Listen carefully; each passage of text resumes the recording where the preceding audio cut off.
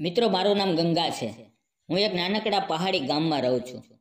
મારું ગામ શહેરથી ઘણું દૂર છે, જ્યાં બસ દિવસમાં એક જ વખત આવે છે અને રાતે આકાશમાં તારા એટલા નજીક લાગે છે કે જાણે હાથ લંબાવું તો પકડી લઉં.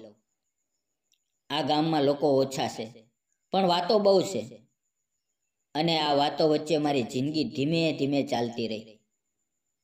મિત્રો, મારા લગ્ન બહુ નાની ઉંમરે થયા હતા. એ સમયે મને જીવન શું છે એની સમજ પણ નહોતી. મારા પતિ ગામના સીધા સાદા પુરુષ હતા. વધારે બોલતા નહીં, પણ દિલથી ખરાબ પણ નહોતા. અમે ગરીબ હતા. નાનું ઘર, કાચી દિવાલો, છાપરું અને આસપાસ ખેતરો. પણ હું સંતોષમાં હતી, કારણ કે મને લાગતું હતું કે કોઈ તો છે જે મારો છે. સાંજ પડે ત્યારે હું ચૂલા પર રોટલા શેકતી અને એ બહાર બેસીને દિવસભરનું કામ કહેતા. ક્યારેક વરસાદ પડે ત્યારે બંને છાપરા નીચે બેસીને બૂંદો ગણી લેતા. એ ક્ષણોમાં મને લાગતું હતું કે બસ બસ આ જ સુખ છે. પણ મિત્રો, સુખ ક્યારેય કાયમી નથી. એક વર્ષે વરસાદ બહુ ઓછો થયો. ખેતરમાં પાક બગડી ગયો. ઘર ચલાવવું મુશ્કેલ બન્યું. મારા પતિ શહેરે કામ શોધવા ગયા. જતા વખતે એમણે કહ્યું હતું, ગંગા, હું જલ્દી પાછો આવીશ. એ વાક્ય આજે પણ મારા કાનમાં ગુંજે છે. દિવસો પસાર થયા, અઠવાડિયા થયા, મહિના થયા, પણ એ પાછા આવ્યા નહીં. એક દિવસ ગામમાં સમાચાર આવ્યા કે શહેરમાં કામ દરમિયાન એક અકસ્માત થયો હતો. એમાં મારા પતિ પણ હતા. એ દિવસ મારી જિંદગીનો સૌથી લાંબો દિવસ હતો. હું રડી પણ શકી નહીં. આંખોમાંથી આંસુ આવવાનું બંધ થઈ ગયું હતું. પતિના અવસાન પછી મારું ઘર સુનસાન થઈ ગયું. લોકો શરૂઆતમાં આવતા, સાંત્વના આપતા. થોડા દિવસોમાં બધા પોતપોતાના જીવનમાં પાછા ફર્યા. હું એકલી રહી ગઈ. સફેદ સાડી, ખાલી માથું અને ખાલી મન. ગામમાં હવે મને ગંગાની વિધવા તરીકે ઓળખવામાં આવતી. મારે જીવવું હતું એટલે કામ કરવું જ પડ્યું. ગામની પાસે એક મોટી વાડી હતી. ત્યાં મજૂરી કામ મળતું. હું દરરોજ સવારમાં ઉઠીને એ વાડીમાં જતી. ક્યારેક ઘાસ કાપવાનું, ક્યારેક ફળ તોડવાનું, ક્યારેક માટી ઉપાડવાની. હાથમાં છાલા પડ્યા, પગમાં દુખાવો થયો, પણ એ દુઃખ મને જીવતું રાખતું હતું. વાડીમાં કામ કરતા કરતા હું ઘણીવાર ભૂતકાળમાં ખોવાઈ જતી. મને લાગતું, જો મારા પતિ જીવતા હોત તો કદાચ હું આજે અહીંયા ન હોત. પણ વિચારોથી પેટ ભરાતું નથી, એટલે હું ફરી કામમાં લાગી જતી. એક દિવસ આકાશ અચાનક કાળું થઈ ગયું. પહાડી વિસ્તારમાં વરસાદ અચાનક આવે છે. બધા મજૂરો દોડી પડ્યા. હું મોડી પડી ગઈ. વરસાદે મને પૂરેપૂરી ભીંજવી નાખી. વાડીના ખૂણે એક જૂનું લાકડાનું ઝૂંપડું હતું. હું ત્યાં દોડી ગઈ. ઝૂંપડામાં અંધારું હતું. બહાર વરસાદ તૂટી પડ્યો હતો. પવનમાં ઝૂંપડું હલતું હતું. હું એકલી હતી અને થોડી ડરી પણ ગઈ હતી. એ જ સમયે પગલાંનો અવાજ આવ્યો. એક પુરુષ ઝૂંપડામાં પ્રવેશ્યો. એ પણ ભીનો હતો. પહાડી ગામનો ખેડૂત. ચહેરા પર થાક અને આંખોમાં શાંતિ. અમે બંને થોડી ક્ષણ એકબીજાને જોયા. કોઈ બોલ્યું નહીં. બહાર વરસાદ બોલતો રહ્યો. થોડી વાર પછી એણે ધીમેથી કહ્યું, ડરશો નહીં, આ ઝૂંપડું મજબૂત છે. એ અવાજમાં અજીબ સાંત્વના હતી. મેં માથું હલાવ્યું. એ પછી ફરી શાંતિ છવાઈ ગઈ. મિત્રો, મને એ સમયે ખબર નહોતી કે આ ઝૂંપડામાં શરૂ થયેલી ઓળખ મારી જિંદગીની દિશા બદલી નાખશે. વરસાદ તો થોડી વાર પછી શાંત થઈ ગયો, પણ મારી અંદર કંઈક હલવા લાગ્યું હતું. મિત્રો, વરસાદ એ દિવસ પછી ઘણી વખત પડ્યો, પણ ઝૂંપડામાં પસાર કરેલી એ ઘડીઓ મારી અંદર સતત જીવતી રહી. બીજા દિવસે હું ફરી વાડીમાં કામે ગઈ. હાથ કામમાં હતા, પણ મન ક્યાંક બીજે જ અટવાયેલું હતું. એ દિવસથી હું વાડીમાં એક ચહેરો શોધવા લાગી હતી. એ ખેડૂત, નામ પણ ખબર નહોતું, પણ એની શાંત ભરી નજર મને અજીબ રીતે ઓળખતી લાગતી. 2-3 દિવસ સુધી એ દેખાયો નહીં. મને લાગ્યું કદાચ એ કોઈ બીજે ગામનો હશે. ચોથે દિવસે વહેલી સવારે જ્યારે હું ઘાસ કાપતી હતી ત્યારે દૂરથી કોઈએ મારું નામ બોલાવ્યું, ગંગા. હું ચોંકી ગઈ. ગામમાં હવે કોઈ મને નામથી બોલાવતું નહોતું. મેં માથું ઊંચું કર્યું. એ જ પુરુષ સામે ઊભો હતો. એણે પોતાનું નામ કહ્યું, શંકર. પહાડી ખેડૂત, પોતાની થોડી જમીન અને વૃદ્ધ માતા સાથે રહેતો. એની વાતોમાં કોઈ બનાવટ નહોતી, સાદગી હતી. મને અચાનક લાગ્યું કે ઘણા સમય પછી કોઈ મને માનવી સમજીને વાત કરે છે, વિધવા તરીકે નહીં. અમારી વાતો ધીમે ધીમે વધતી ગઈ. શરૂઆતમાં માત્ર કામ, પછી ગામની વાતો, પછી જીવનની.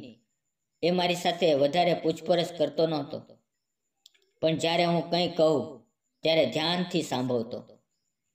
એ સાંભળવાની આદત મને ખૂબ ગમી. એક દિવસ વાડીમાં કામ કરતા કરતા મારા હાથમાં ઊંડી ચોટ લાગી. લોહી વહેવા લાગ્યો. હું દુઃખથી બેસી પડી. શંકરે તરત કામ છોડ્યું. એણે પોતાનો રૂમાલ ફાડીને મારી ચોટ બાંધી. એ સ્પર્શમાં દયા હતી, લાલચ નહીં. એ ક્ષણે મારી આંખો ભીની થઈ ગઈ. એ સાંજે હું ઘરે પાછી ફરી ત્યારે મનમાં અજીબ ઉથલપાથલ હતી. વર્ષો પછી કોઈ પુરુષનો સ્પર્શ મને અપમાનજનક લાગ્યો નહોતો, પણ એ સાથે સમાજનો ડર મનમાં ઘૂસી ગયો. વિધવાને પ્રેમ કરવાની છૂટ નથી. આ વાક્ય મને બાળપણથી શીખવાયું હતું. મિત્રો, રાતે મને ઊંઘ આવી નહીં. પતિની યાદો આંખ સામે આવતી રહી. મને લાગ્યું કે શું હું કોઈ ગુનો કરી રહી છું? શું હું મારી વિધવાપણાની સજા પોતે જ ભોગવી જોઈએ? દિવસો પસાર થયા.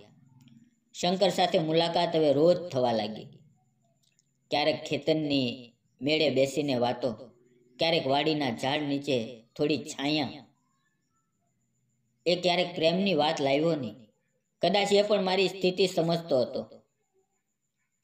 એક દિવસ હું હિંમત કરીને બોલી, લોકો શું કહેશે એનો તમને ડર નથી? એ થોડી વાર ચૂપ રહ્યો, પછી બોલ્યો, લોકો તો બોલશે જ ગંગા. ગંગા, આપણે જીવીએ કે ન જીવીએ, લોકો બોલશે. પ્રશ્ન એ છે કે આપણે પોતાની જિંદગી પોતાની રીતે જીવવી છે કે નહીં.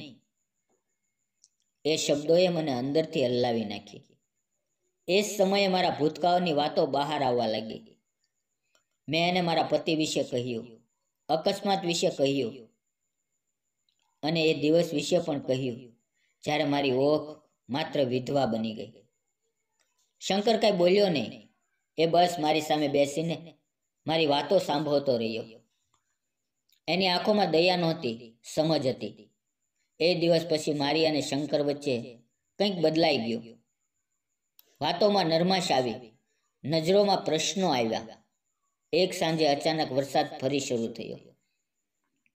અમે બંને ખેતરના મેળે હતા.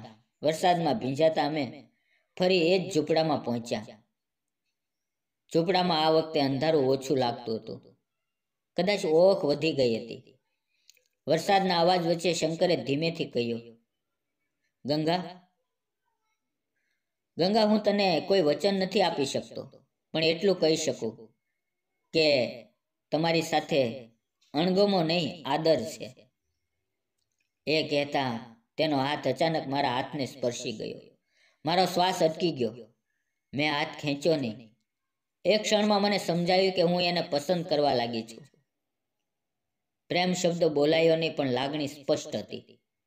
પણ મિત્રો, પ્રેમ કરતા પહેલા સમાજ આવે છે, અને સમાજ સહેલો નથી. ગામમાં વાતો શરૂ થઈ.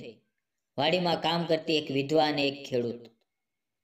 લોકો નજર રાખવા લાગ્યા. એક દિવસ ગામની એક સ્ત્રીએ મને તીખી વાત કરી. એ દિવસ હું તૂટી ગઈ. ઘરે આવીને ઘણું રડી. એ રાત્રે મેં નક્કી કર્યું કે શંકરને આ બધાથી દૂર રાખીશ. બીજા દિવસે મેં શંકરને મળવાનું ટાળ્યું. એને સમજાઈ ગયું. સાંજે એ મારા ઘરની બહાર આવ્યો. એણે કંઈ કહ્યું નહીં, બસ એટલું કહ્યું, જો હું તમને દુઃખ આપતો હોઉં તો કહેજો. એ વાક્ય મારી દિવાલ તોડી નાખી. મિત્રો, જ્યારે મન કોઈ નિર્ણય તરફ વળે છે ત્યારે સૌથી પહેલા ડર સામે આવે છે. શંકરના શબ્દો પછી હું આખી રાત સૂઈ શકી નહીં. ઘરની કાચી દિવાલો મને નજીક આવીને દબાવતી લાગતી હતી. મને લાગ્યું કે જો હું આગળ વધું તો આખું ગામ મારી સામે ઊભું રહેશે. સવાર પડતા પડતા હું વાડીમાં ગઈ નહીં. એ દિવસ કામ કરતા વધારે વિચારો નહોતો. ઠંડો લોટ, આંખોમાં ઉથલ પાથલ, પતિની તસવીર સામે નજર ગઈ. મેં ધીમેથી કહ્યું, જો તું આજે જીવતો હોત તો શું મને ફરી જીવવાની છૂટ આપત? કોઈ જવાબ નહોતો, પણ મન થોડું હળવું થયું. શંકર બીજા દિવસે ફરી આવ્યો. આ વખતે ખેતરમાંની સીધો મારા ઘરની બહાર. ગામના 2-4 લોકો એ જોઈ ગયા. વાતો ઝડપથી ફેલાઈ. શંકરે સ્પષ્ટ શબ્દોમાં કહ્યું, ગંગા, ભાગવા માટે હું નથી આવ્યો. જો તું તૈયાર હો તો હું તને આદરથી સમાજ સામે ઊભા રહીને સ્વીકારવા માંગુ છું. એ શબ્દોમાં કોઈ લાલચ નહોતી, જવાબદારી હતી.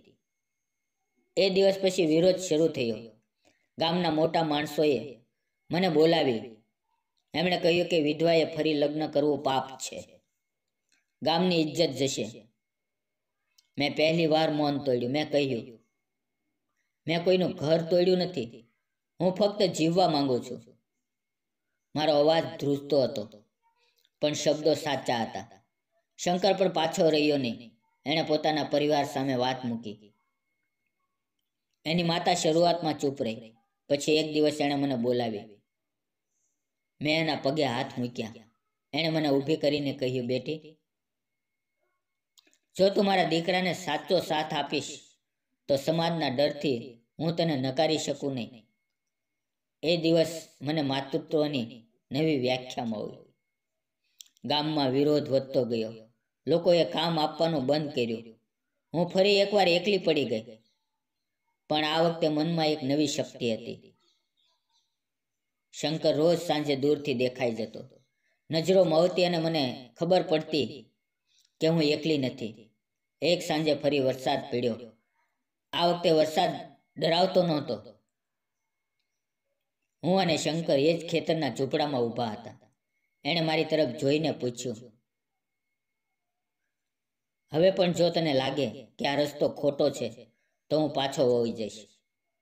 મેં પહેલી વાર સ્પષ્ટ જવાબ આપ્યો, ખોટું જીવન એકલા જીવવું એ છે. તારી સાથે ચાલવું મને સારું લાગે છે. એ શબ્દો કહેતા જ આંખોમાંથી આંસુ વહી નીકળ્યા.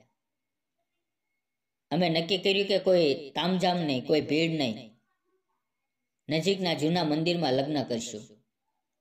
એક સવારે વહેલી વેળાએ અમે બંને મંદિરમાં પહોંચ્યા. આકાશ સાફ હતું. મંદિરમાં માત્ર દીવો, પૂંજારી અને 2 સાક્ષી. કોઈ શોર બકોર નહીં, પણ મનમાં ભારે શાંતિ. પૂંજારીએ મંત્ર બોલ્યા. શંકરે મારી માંગમાં સિંદૂર પૂર્યું. એક ક્ષણે મને લાગ્યું કે વર્ષો પછી હું ફરી કોઈની પત્ની બની નથી. હું ફરી એક સ્ત્રી બની છું, જીવતી, લાગણી ધરાવતી. લગ્ન પછી અમે ગામમાં પાછા ફર્યા. લોકો નજરે જોયું. કોઈએ મોઢું ફેરવ્યું, કોઈએ શાંતિ રાખી. સમય પોતાનું કામ કરે છે. ધીમે ધીમે વિરોધ ઓસર્યો. લોકો સમજવા લાગ્યા કે હું કોઈ પાપ નથી કરતી, હું ફક્ત જીવતી હતી. આજે હું શંકરની સાથે એ જ પહાડી ગામમાં રહું છું. હું હજુ પણ કામ કરું છું, પણ હવે હાથમાં થાક હોવા છતાં દિલમાં ડર નથી. ક્યારેક વરસાદ પડે ત્યારે અમે બંને ઝૂંપડાની વાત યાદ કરીએ છીએ અને હળવું હસીએ છીએ. મિત્રો, મારી વાર્તાનો અંત અહીંયા નથી, પણ એક શરૂઆત છે. સમાજના બંધનો માણસ બનાવે છે, પણ માણસની ખુશી પણ માણસે જ પસંદ કરવી પડે છે. વિધવા હોવું સજા નથી, સ્ત્રી હોવું ગુનો નથી. જો આ વાર્તા કોઈ એક સ્ત્રીને પણ પોતાની જિંદગી માટે અવાજ ઉઠાવવાની હિંમત આપે તો સમજો કે ગંગાનું જીવન વ્યર્થ નહોતું. મિત્રો, વિડીયો પસંદ આવ્યો તો વિડીયોને લાઇક, ચેનલને સબસ્ક્રાઇબ અને એક કોમેન્ટ જરૂર કરજો કે તમને આ વિડીયો કેવો લાગ્યો. ફરી મળશું એક નવી વાર્તા સાથે. ત્યાં સુધી આવજો અને વિડીયો પૂરો જોવા બદલ આપ સૌ મિત્રોનો દિલથી ખૂબ ખૂબ ધન્યવાદ મિત્રો.